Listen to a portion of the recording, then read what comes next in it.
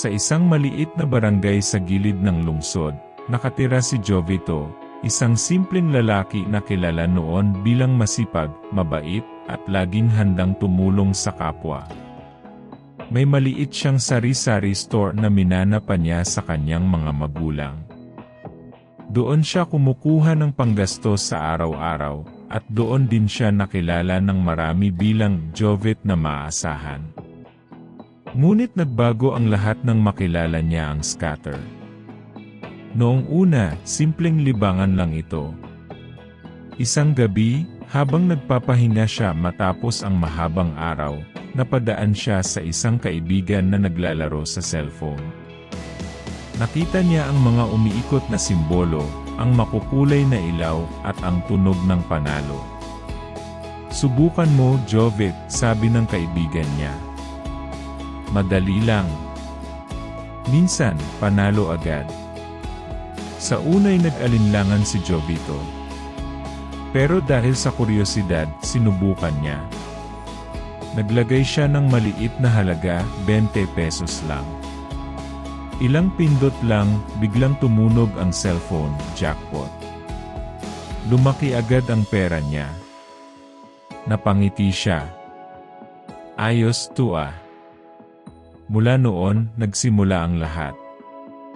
Araw-araw, tuwing may bakanting oras, naglalaro na si Jovito. Sa simula, kontrolado pa. Pero habang tumatagal, mas lumalaki ang kanyang taya. Kapag nananalo, lalo siyang naengganyo. Kapag natatalo, sinasabi niya sa sarili, bawi na lang sa susunod.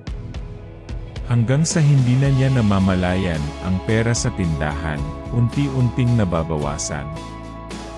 "Jovit, parang kulang ang paninda mo ngayon," sabi ng kapitbahay niyang si Aling Nena. "Maubusan lang po siguro ng supply," sagot niya, pilit na ngumiti. Pero ang totoo, ang puhunan ay napunta na sa scatter. Lumipas ang mga buwan, lalong lumala ang kanyang bisyo. Hindi na siya natutulog ng maayos.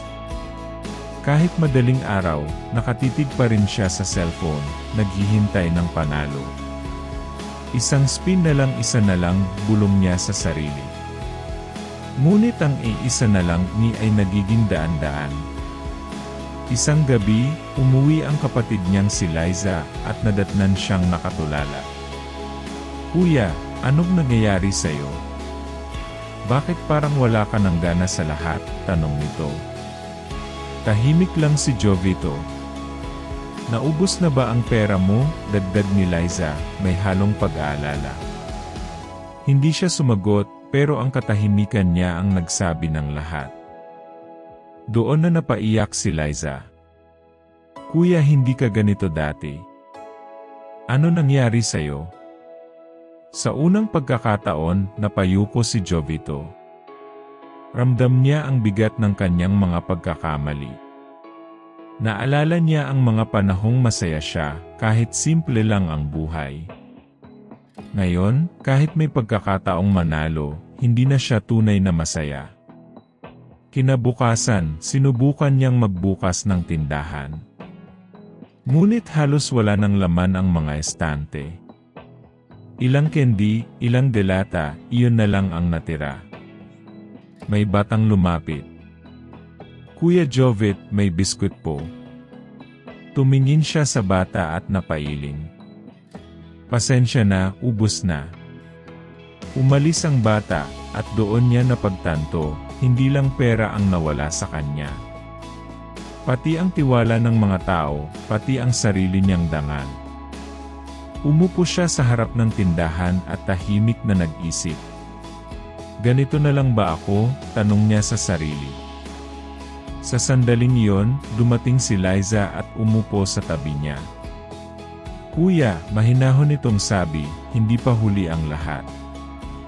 Tumingin si Jovito sa kapatid niya. "Paano ako magsisimula ulit?" Ngumiti si Liza, kahit may lungkot sa kanyang mga mata.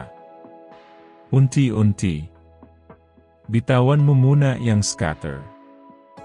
Bumalik ka sa dati mong sarili." Hindi madali ang ginawa ni Jovito. Maraming gabi ang lumipas na gusto niyang bumalik sa paglalaro. Nanginginig ang kamay niya tuwing hinahawakan ang cellphone.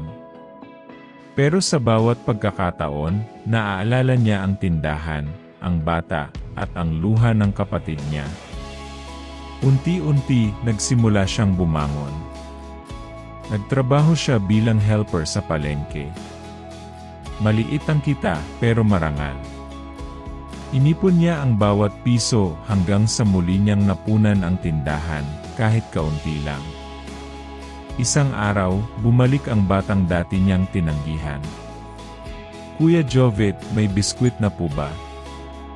Ngumiti si Jovito at inabot ang isang pakete. "Meron na. Salamat sa pagbabalik." Sa simpleng sandaling iyon, naramdaman niya ang isang bagay na matagal niyang hindi naramdaman, kapayapaan. Hindi naging perpekto ang kanyang pagbabalik. May mga araw pa rin na nahihirapan siya. Pero sa bawat hakbang, mas pinipili niyang lumayo sa dati niyang bisyo at yakapin ang bagong simula. At sa huli, natutunan ni Jovito ang isang mahalagang aral. Hindi lahat ng panalo ay tunay na tagumpay, at hindi lahat ng pagkatalo ay katapusan. Minsan, ang pinakamahalagang laban ay ang laban mo sa sarili mo, at ang pinakamahalagang panalo ay ang pagbabalik sa tamang landas.